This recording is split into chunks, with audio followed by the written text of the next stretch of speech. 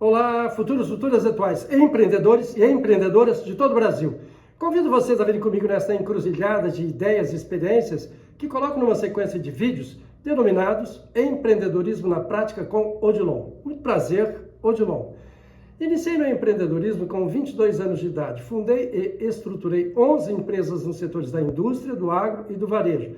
3 delas apresentaram resultados negativos. Encerrei as 3 com enormes prejuízos. Em contrapartida, as outras 8 apresentaram resultados positivos e foram vendidas, alcançando bons resultados. Entre elas, uma que fundei junto com a minha família em 1997, hoje com quase 1.500 lojas, as Óticas Carol. O empreendedorismo é assim mesmo. Às vezes lhe dá, às vezes lhe ensina.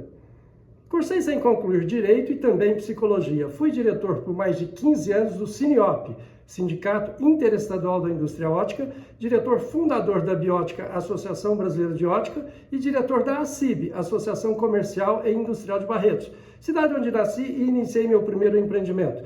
Participei de dezenas de feiras internacionais em diversos países, fui palestrante em eventos da Rede Globo, do Grupo Lídio do Dória, da HSM, da Franchise University. Debati como convidado sobre investimentos no empreendedorismo com alunos e professores de economia na GV, frequentei cursos presenciais na Casa do Saber com professores doutores como Suzana Herculano, Leandro Carnal, cursos de Física Quântica, Neurociência, Economia, História Geral e vários outros. Cursei ainda mais de 300 horas de estratégia na ADESG, Associação dos Diplomados da Escola Superior de Guerra, quando debati com o ministro de Estado sobre a produtividade na economia brasileira. Isso porque entre as décadas de 80 e 90, além de administrar comércio e indústria, fui produtor de sementes de feijão para a Secretaria da Agricultura do Estado de São Paulo. Participei também com professores doutores da ESG, Escola Superior de Guerra, em debate sobre a relação PIB versus poder de compra na economia brasileira em relação a vários outros países. Dos 13 aos 22 anos de idade, fui funcionário na agricultura, na mecânica e na área comercial de 3 multinacionais do setor do agro. Agora, com disponibilidade, sem ambições empresariais, tampouco políticas e tendo vivido na prática as agruras de todos os planos econômicos que o Brasil atravessou no final do século XX, quando chegamos a conviver com uma hiperinflação de 84,32% em um único mês, decidi fazer neste canal de comunicação análises críticas e construtivas, porém sem xenofobia, da entrega ilógica do varejo do nosso país ao capital estrangeiro. Também escancarar minhas experiências para você, mesmo tendo trazido sempre comigo o mantra que experiência não se transfere, se adquire. Para empreender correndo menores riscos, sugiro que faça 2 perguntas a você. Primeira, em que ramo de atividade estou mais bem preparado ou preparada para investir, considerando minhas habilidades, meus sonhos e, principalmente, meu capital? Nesse quesito, você encontrará sempre várias opções. Abordarei aqui, no decorrer das próximas gravações, os prós e contras de diversas atividades, informações que poderão ser úteis na sua decisão. Não farei apologia e tampouco demonizarei o empreendedorismo, atividade que já produziu muita riqueza, mas também inúmeros infortúnios. A segunda pergunta seria sobre sua marca, mas será abordada no 4º vídeo, quando simularei passo a passo todas as etapas para o seu registro e também sobre suas fragilidades até 5 anos mesmo depois de registrada. Abordarei sobre o Tratado de Paris, onde o Brasil é signatário desde 1992, detalharei também sobre nulidade, oposição, direito de precedência, caducidade, marcas de renome e sobre o fantástico mundo do licenciamento de marcas.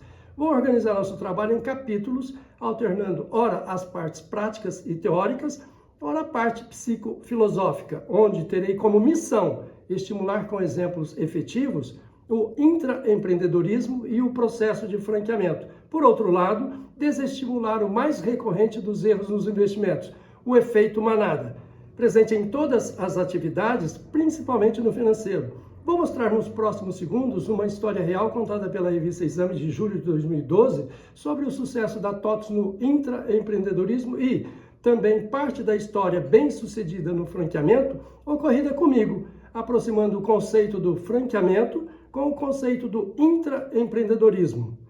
Achei essa história da TOTVS tão interessante que solicitei permissão para a editora Abril, recolhi uma taxa pelos direitos autorais e publiquei um livro que estava escrevendo na época com o subtítulo o mundo se socializando pelo capitalismo corporativo. E o título, torne-se patrão do seu chefe. Muitas vezes, a gente nem percebe que adquirindo uma única ação ou cota de uma empresa, nos tornamos, de fato, um de seus donos. Durante a elaboração deste livro, parei para tomar um café e li uma reportagem na revista Exame, edição especial de julho de 2012, sobre a história da TOTVS, eleita pela revista a empresa do ano. Tudo começou quando Ernesto Haberkorn, dono da empresa Siga, que seria o embrião da TOTVS, no início dos anos 80, aceitou e investiu em uma ideia proposta por um estagiário da empresa, o então jovem engenheiro Laércio Consentino.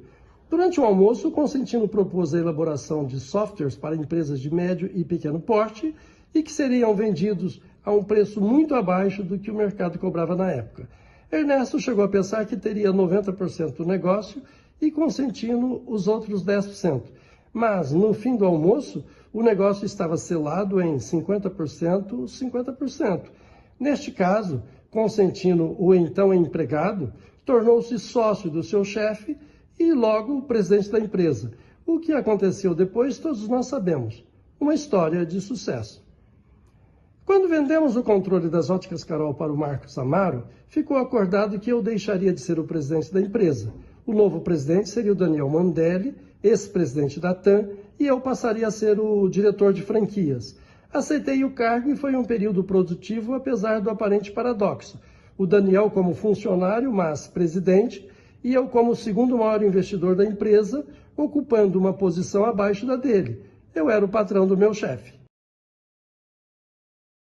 Por estar voltado ao zeitgeist do intraempreendedorismo, também do processo de franqueamento, e alertar sobre o risco do empreendedorismo solo, recebi vários e-mails de leitores, alguns elogiando, outros me rotulando de pessimista. Vejam que sincronicidade. Nesse mesmo livro, em páginas anteriores a essa matéria, citei um pensamento do grande Ariano Suassuna. Abre aspas. Os otimistas são ingênuos, os pessimistas são amargos.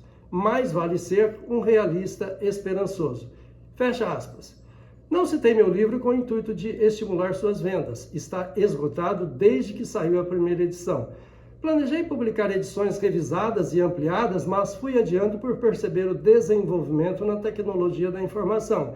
Sem saudosismo, escrevi ainda leio e já li várias centenas de livros impressos. Mas o digital proporciona maior produtividade tanto para quem produz matéria, quanto para quem consome.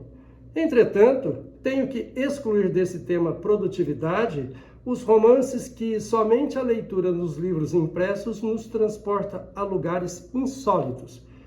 Com 25 anos de idade e 3 de empresário, tive meu primeiro sócio. Era meu funcionário e passou a ser meu sócio em vários negócios. Tínhamos uma fórmula muito eficaz de constituir ou desconstituir uma sociedade em qualquer tipo de negócio. Um sócio estipulava o preço e condições e o outro escolhia se ficava ou se cedia o objeto da negociação. Se o preço ficasse muito acima do valuation, o outro diria, você fica. Se o preço ficasse muito abaixo, o outro diria, eu fico. Assim, respeitando a inteligência do outro e as regras combinadas previamente e incluindo-as em um contrato no ato da negociação, dificilmente haverá impasses ou litígios. Mas não se esqueçam, negociem somente com gente boa, como se não fossem. Na economia e nos negócios, a ciência exata participa somente com números. A economia é uma ciência humana e a negociação é o encontro dos limites. O Prêmio Nobel de Economia, eleito em 2017, Richard Thaler, demonstrou em diversos experimentos acadêmicos a teoria que a economia tem mais de psicologia que de matemática.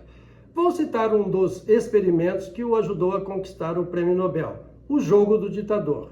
Imagine um jogo onde 2 pessoas recebem R$1.000. O primeiro, o que recebeu os R$1.000, tem que distribuir um valor à sua escolha para o segundo jogador, que também conhece as regras. Nesse jogo não pode renegociar o valor oferecido.